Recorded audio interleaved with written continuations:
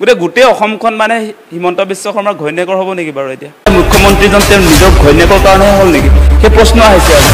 আমাৰ পোনপটীয়া কথা যে সোৰ্স অফ ইনকাম তেওঁ কেনেকৈ পইচা আহৰণ কৰিছে টকা কেনেকৈ গোটাইছে মাটি সম্পত্তি কেনেকৈ ক্ৰয় কৰিছে বা বিভিন্ন টেলিভিছন যিবিলাক চেনেল আছে সেইবিলাক যে নিজৰ নামত লৈছে বেলেগৰ নামত থকাবিলাকো নিজে ক্ৰয় কৰিছে গতিকে সেইবিলাকক লৈ আমি ডেফিনেটলি আচলতে তেওঁৰ এই সম্পত্তি আহৰণৰ ক্ষেত্ৰত টকা যে ইমান বাঢ়িছে তেওঁৰ সেই ক্ষেত্ৰতো অনুসন্ধান কৰিব লাগিব দেই নগাঁৱৰ দাৰিগজিত যি তেওঁ 100 বিঘা মাটি ক্ৰয় কৰিছে সেই তথ্য আছে মোৰ লগত আপোনাৰ এই শেহতীয়াকৈ মাজুলীত তেওঁলোকে নীতি বহিৰ্ভূতভাৱে যি মাটি ক্ৰয় কৰিলে সেই মাটিৰ আমাৰ তথ্য পাতি আছে সেই মাটিৰ ডাক নম্বৰ আছে আমাৰ লগত কাৰ পৰা ক্ৰয় কৰিছিলে সেইবিলাক তথ্য আমাৰ লগত আছে আৰু বাকিখিনিতো চকুৰ সন্মুখত আপোনালোকৰ সন্মুখতো আছে তেওঁৰ কেনেকৈ প্ৰাইডিছ এণ্টাৰটেইনমেণ্টৰ অধীনত কিমান টিভি চেনেল আছে আপোনালোকে দেখি আছে খ্ৰীষ্টান বস্তুত সেইবিলাকতো দেখি আছে আৰু আপোনালোকে উজনি অসম গ'লে দেখিব যে আপোনাৰ বাগানবিলাক দেখিবই বাগান আছে তেওঁ চানমাৰী চাহ বাগিচা তিনিচুকীয়াত আছে তাৰপাছত আপোনাৰ টেঙাখাটাত আছে তাৰপাছত আপোনাৰ এই কাজিৰঙাত আছে গতিকে সেইবিলাকতো এনে দেখি আছে মানুহে গতিকে অগাধ সম্পত্তিৰ মালিক ইতিমধ্যে হিমন্ত বিশ্ব শৰ্মাৰ পত্নী তেওঁৰ পৰিবাৰ তেওঁৰ পুত্ৰ হৈছে গোটেই অসমখন মানে হিমন্ত বিশ্ব শৰ্মাৰ ঘৈণীয়েকৰ হ'ব নেকি বাৰু এতিয়া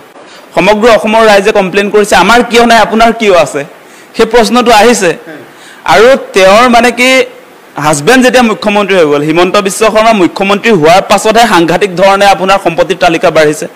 আজি উজনি অসমত সাংঘাতিক ধৰণে তেওঁলোকে নিজৰ নামত বাগানবিলাক ক্ৰয় কৰিছে আৰু চৰকাৰে বোলে বাগান চলাব নোৱাৰে ইতিমধ্যে বেচিবলৈ সিদ্ধান্ত লৈছে 8টামান বাগান গতিকে এনেকুৱা কথা বতৰাবিলাক নিশ্চয় দেখিছে আৰু তেওঁ বাণী ৰিজৰ্ট বুলি অসমৰ আটাইতকৈ দামী ৰিজৰ্ট সেই বাণী ৰিজৰ্টত বোলে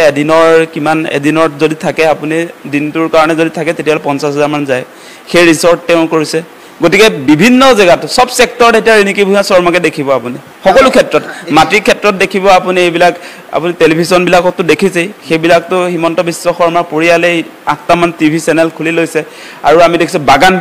বাগানত যেতিয়া হিমন্ত বিশ্ব শৰ্মাৰ পত্নী যেতিয়া ইনভলভ হৈছে তাৰ পাছত চৰকাৰী বাগানো এতিয়া তেওঁলোকে নচলায় আৰু হিমন্ত বিশ্ব শৰ্মাৰ ঘৈণীয়েকে চলায় তেওঁ য'ত যাব সেই ইণ্ডাষ্ট্ৰিটো তেওঁ ল'ব মানে যিটো বিভাগত যাব সেইটো তেওঁৰ দখললৈ আহিব আজি এডুকেশ্যনটো আজি বন্দিয়া ইণ্টাৰনেশ্যনেল খোলাৰ পাছত তেওঁ এতিয়া গোটেই এডুকেশ্যন সিস্টেমটো অসমৰ মানে আমাৰ চৰকাৰী এডুকেশ্যন সিস্টেমটো তেওঁলোকে কি মানে বাণিজ্যিকীকৰণৰ ক্ষেত্ৰত ইতিমধ্যে কাম কাজ কৰি আছে আপোনালোকে নিশ্চয় দেখিছে তেওঁলোকে যিটো সময়ত চৰকাৰী স্কুল বন্ধ কৰিছে সেই সময়ত তেওঁলোকে মুখ্যমন্ত্ৰীজনৰ উদ্যোগত মানে প্ৰাইভেটাইজেশ্যন কৰিছে প্ৰাইভেট স্কুল খুলিছে গতিকে সেইটো আচলতে আমাৰ অসমৰ কাৰণে বিপদজনক মানে ডেইলি প্ৰতিদিনে মুখ্যমন্ত্ৰী পৰিয়ালে মাটি গোটাই আছে আচলতে মুখ্যমন্ত্ৰীজন তেওঁ নিজৰ ঘৈণীয়েকৰ কাৰণে হ'ল নেকি সেই প্ৰশ্ন আহিছে আৰু থলুৱা মানুহক মাটি দিয়া নাই তেওঁ আমাৰ অসমত প্ৰায় 28% মানুহৰ হাতত নিজৰ বুলিবলৈ এটুকুৰা মাটি নাই এই মুহূৰ্তত আমাৰ থলুৱা মানুহবিলাকে মাটি এটুকুৰাৰ কাৰণে হাহাকাৰ কৰি আছে সেই একেটা সময়ত মানে ডেইলি প্ৰতিদিনে মুখ্যমন্ত্ৰী পৰিয়ালে মাটি গোটাই আছে অসমৰ বিভিন্ন প্ৰান্তত সম্পত্তিৰ পাহাৰ গঢ়িছে তেখেতে আৰু আপোনালোকে নিশ্চয় দেখিছে এতিয়া ৰিনিকি ভূঞা শৰ্মা এই মহিলাগৰাকী মানে অসমৰ প্ৰতিখন গাঁৱৰ তেওঁ স্থায়ী বাসিন্দা তেওঁ লোকেল প্ৰতিখন গাঁৱৰ তেওঁ সদস্য প্ৰতিখন উন্নয়ন সমিতিৰ তেওঁ মেম্বাৰ আজিৰ তাৰিখত সেই কাৰণে এতিয়া মুখ্যমন্ত্ৰী অলপ দিনৰ আগত ক'লে যে মাজুলীৰ ক্ষেত্ৰত বেলেগ অসমৰ যিকোনো ঠাইৰ পৰা তাত মাটি ল'ব নোৱাৰিব মাজুলী সংৰক্ষণ কৰিব লাগে মাজুলীৰ থলুৱা মানুহে মাজুলীত মাটি ল'ব পাৰিব সেই কথা তেওঁ নিজে ঘোষণা কৰিছিলে তাৰ পাছত সেই ঘোষণা কৰাৰ পাছত এতিয়া আপোনালোকে জানে যে আমাৰ ভূমিৰ যি নতুনকৈ এখন আইন আহিছে নতুন বিধেয়ক মানে আমাৰ লেণ্ড পলিচি যি 1886 সেই তাৰে এটা সংশোধনী বিধেয়ক আনিছে বৰ্তমান সময়ত আপোনালোকে দেখিছে সেই আইনখনৰ জৰিয়তে আমাৰ যিবিলাক ঐতিহাসিক প্ৰত্নতাত্ত্বিক যিবিলাক স্থান আছে সেই মাটিসমূহ আমাৰ খিলঞ্জীয়া মানুহৰ হাতত থাকিব লাগে বুলি তেওঁলোকে ইতিমধ্যে সেই বিধেয়কখনৰ জৰিয়তে কোৱা হৈছে আৰু সেই বিধেয়কখন মানে বৰ্তমান সময়ত লাগু কৰিবৰ কাৰণে বিধানসভাত উত্থাপন কৰা হৈছিলে আৰু চৰকাৰে সবতে লাগু কৰি দিছে কিন্তু মাজুলীৰ ক্ষেত্ৰত চৰকাৰে এটা